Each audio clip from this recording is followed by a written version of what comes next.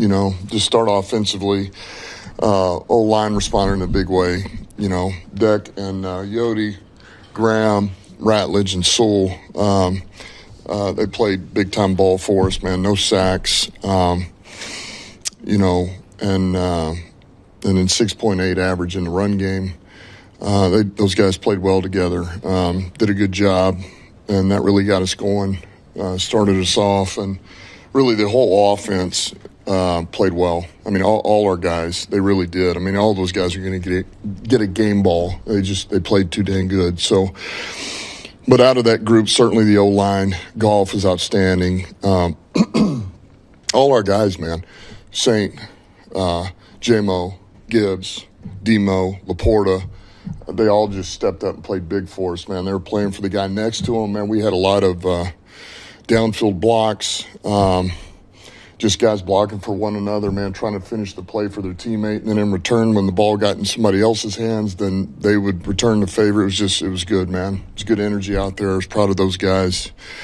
No punch, so that's pretty good, man. So that being said, for that game, for what it was, there are things I got to be better at and that we can clean up, and we could have been even a little bit better in that game for what that game was and what it was going. Defensively, there again, man, I thought we handled the pressure that they apply offensively pretty well. That stuff gets on you. It's on the ball. Yes, they hit us a couple of times, but I really did think we handled it well. We were in position to make a few plays that we just got to make, that we just got to finish on. That was the story. But all in all, man, I thought we did what we needed to do. Special teams was much better than last week.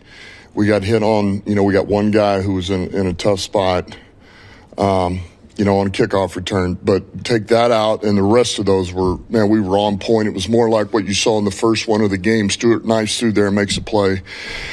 So that was good to see, man. Defensively, Lopez showed up big time. Man, he was disruptive. Couldn't block him. He's just been a quietly productive guy for us the whole season and just really stepped up in a big way. Branch was all over the field, played aggressive, smart, got him going, active player. Jack Campbell, man, he just continues to get better and better. I mean, he's our bell cow over there, man, and solves issues, plays snap the whistle. Rock was good. I thought TA played much better overall. That was good to see. And then special teams, Jack Campbell, kickoff. There again, man, 3 tackles on kickoff. I mean, the guy does everything for us. He's a stud. Nowalski, Vaki, and Stewart. So that was just kind of a list of our guys, who really showed out. And there's others that played a good game for us. But proud of the guys. We bounced back. We got our hands full this week, and we got to be hitting on all 3 cylinders against Philadelphia. Because if we're not, it won't be enough. So it's going to be a big challenge, but we're excited.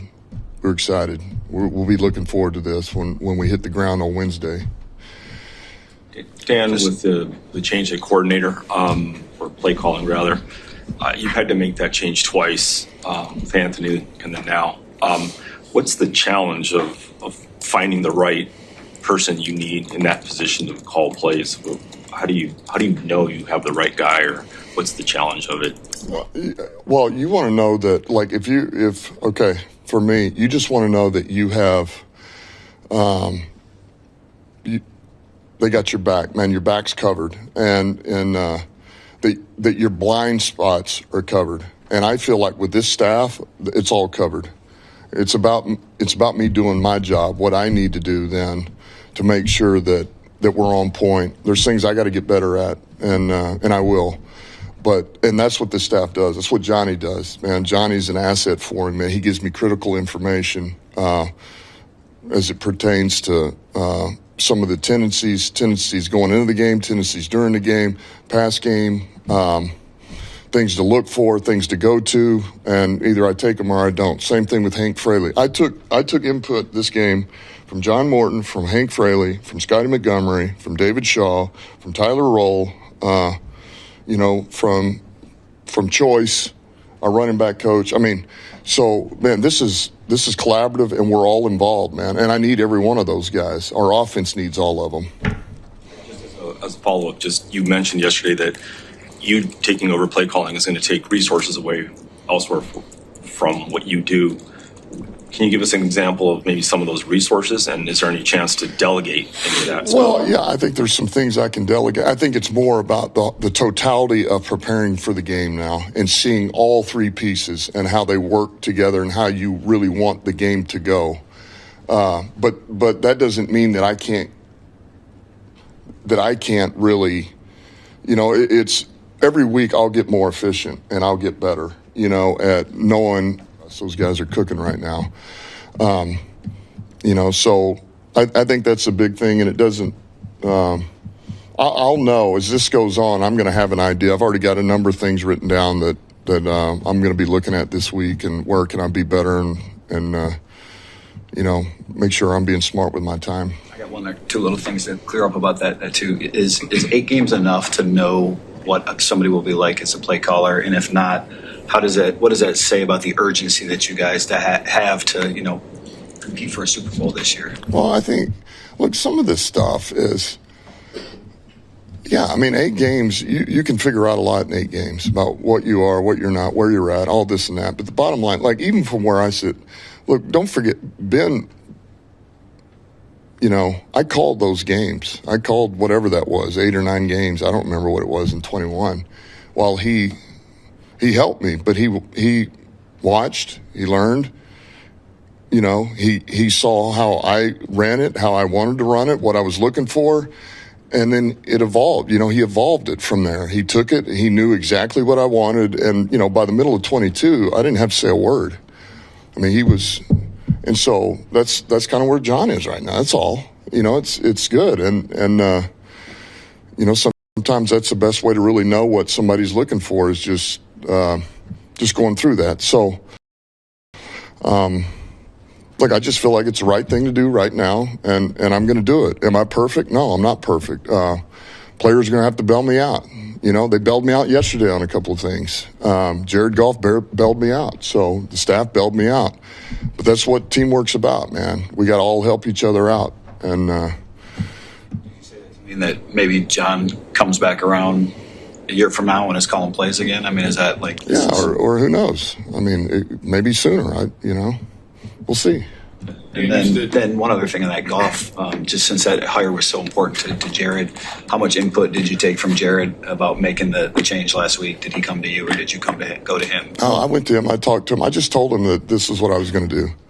And look, I'm in there all these meetings. I mean, all this season, I've been in there. And night before the game, I'm with him. We're talking about,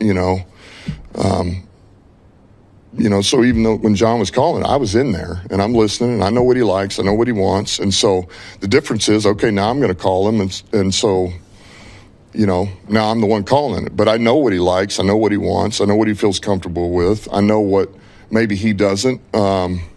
Or, hey, maybe you're not as fired up about, but I really believe it'll work, and those are things we talk about, we hash out. There again, man, Goff makes it easy. I mean, he's such a dang pro, and he's a machine right now. This guy, the amount of information that he can take in and process and deliver, and, I got to be on my stuff. So he's the X factor, man. Yeah, just a little bit. Fans are drawn to a lot of fans are drawn to Jamo because of the joy that he plays the game with. And I'm just curious, as a former player, someone who loves the essence of the game like you, if there's any part of that personality that you relate to or find yourself drawn to with Jamo. Yeah, I mean, absolutely, man. He loves ball, and you can't hide that, right? I mean, that's not fake. You don't fake that. I mean, it's just unbridled enthusiasm. He loves the game. He loves to play. He loves to compete. He loves it when his teammates make a play. He loves to block for his teammates. He loves to go celebrate in the end zone with his guy.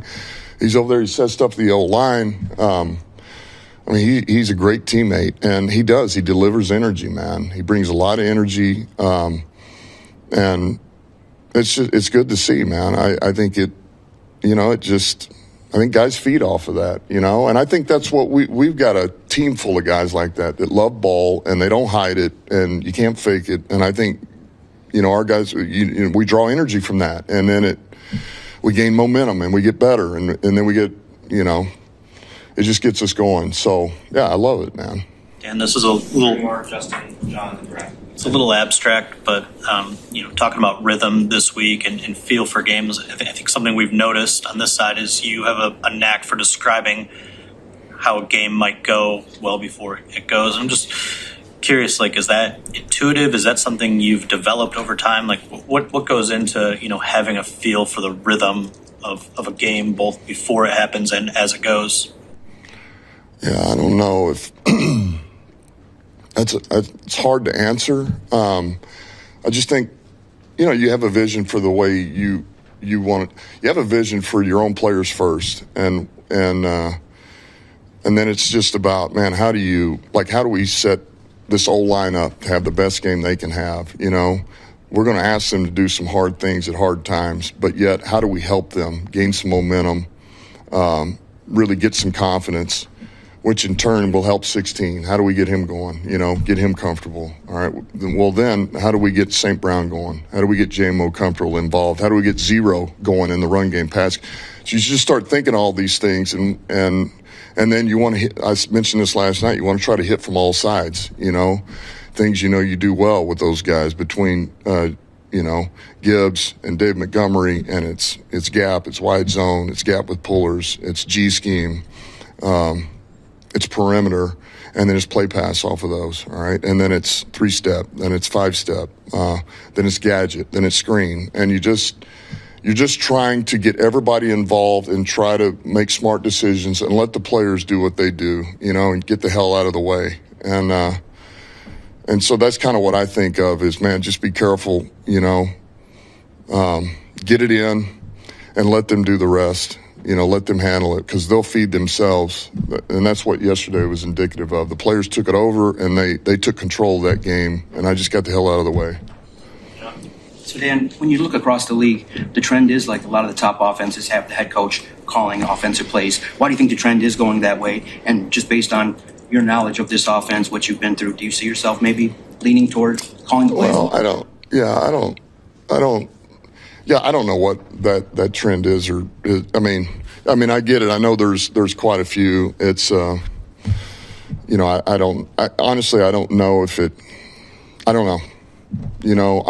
All I know is that I did it this week, and I'm prepared to do it this week. I did it last week. I'm prepared to do it this week. And I just want to, like all of us do, and all of us coaches and play, I want to help us get better, and I want to help us grow and improve and be part of this. And that's the best way to say it. I know you keep talking about everybody else, and it's a collaborative effort. The glasses were the tell for a lot of us watching the business that something was different. But the signs maybe should have been there. I mean, you told us all week there was going to be one thing, you were going to fix it, and you stood there tall like you always do, and with confidence and saying that it was going to get right.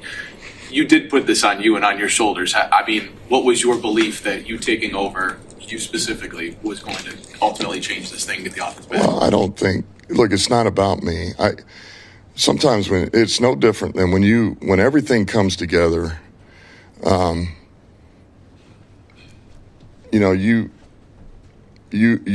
You're trying to put together the best team that you can, because they all have strengths, and then you play to those strengths, and whatever this player's strength is, man, it can cover up for this other player's deficiency, and vice versa.